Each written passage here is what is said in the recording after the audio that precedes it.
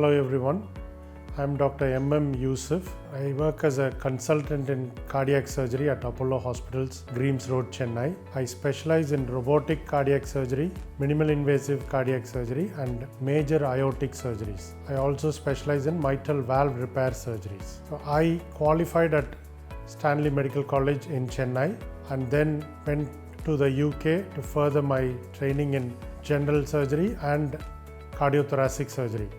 I gained FRCS in general surgery both from Royal College of Glasgow and Royal College of Edinburgh, and then completed my cardiothoracic training in the UK with FRCS in cardiothoracic surgery. Following my training, I wanted to specialize in minimal invasive and robotic cardiac surgeries, which was in the very early phase then in late 2000. So I went to OLV Hospital in Aalst, Belgium, and did my fellowship there, following which I worked as a consultant in King's College London before returning back to India and work at the Apollo Hospitals, Greams Road in Chennai.